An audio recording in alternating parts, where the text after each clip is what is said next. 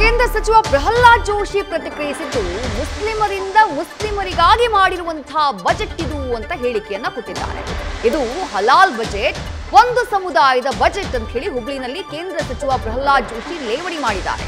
ಇದು ಪಾಕಿಸ್ತಾನನ ಬರೀ ಮುಸ್ಲಿಮರಿಗೆ ಸೌಲಭ್ಯ ನೀಡೋಕೆ ಯಾರದ್ದೋ ದುಡ್ಡು ಎಲ್ಲಮ್ಮನ್ ಜಾತ್ರೆ ಮಾಡಿದ್ದಾರೆ ಸಿಎಂ ಸಿದ್ದರಾಮಯ್ಯ.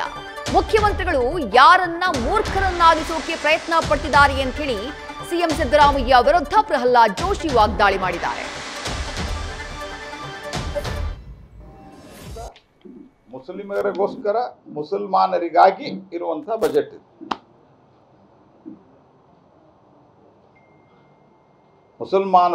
ಮುಸಲ್ಮಾನರಿಗೋಸ್ಕರ ಮುಸಲ್ಮಾನರಿಂದ ಆಗಿರುವಂತಹ ಬಜೆಟ್.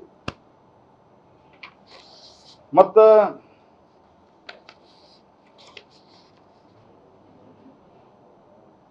ನಾವು ಸಬ್ಕಾ ಸಾಥ್ ಸಬ್ಕಾ ವಿಕಾಸ್ ಅಂತ ಹೇಳ್ತೀವಿ. ಅವ್ರೇನು ಹೇಳ್ತಾರ, ಒಬ್ಬರದ ವಿಕಾಸ ಅವರಿಗೆ.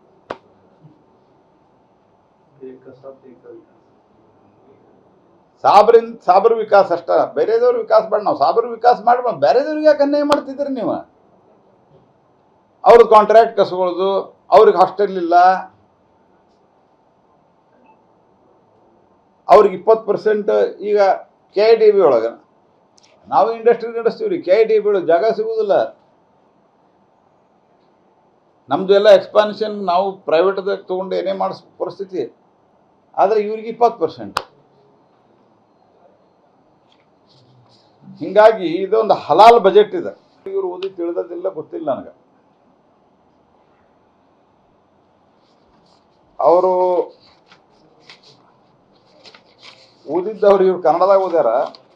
ಪಾಕಿಸ್ತಾನದವ್ರಿಗೆ ತಿಳಿದ್ರ ನೋಡ್ರಿ, ಇವ್ರದ್ದು ನಿನ್ನೆ ಕಂಟಿನ್ಯೂಸ್ ಓದಿದ್ದು ಇಷ್ಟು ಯಾರ ಬಗ್ಗೆ ಓದಿಲ್ಲ ಇಡೀ ಬಜೆಟ್ನಾಗ. ಸರ್ಕಾರಿ ಯೋಜನೆಗಳಲ್ಲಿ 2 ಕೋಟಿವರೆಗಿನ ಕಾಮಗಾರಿಗಳಲ್ಲಿ ಮುಸ್ಲಿಮರಿಗೆ ಮೀಸಲಾತಿ ಯಾಕೆ? ನಮ್ಮ ದಲಿತ ಬಾಂಧವರಿಗೆ ಕೊಟ್ಟಿದ್ರು, ಓಕೆ ಕೊಡಬೇಕು, ಕೊಟ್ಟಿವಿ, ಕರೆಕ್ಟ್ ಅದ.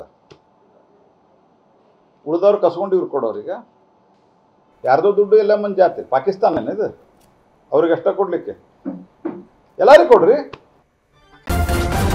ನ್ಯೂಸ್ ಫಸ್ಟ್, ನಿರ್ಭೀತಿಯಿಂದ ನಿಮ್ಮ ಪರವಾಗಿ.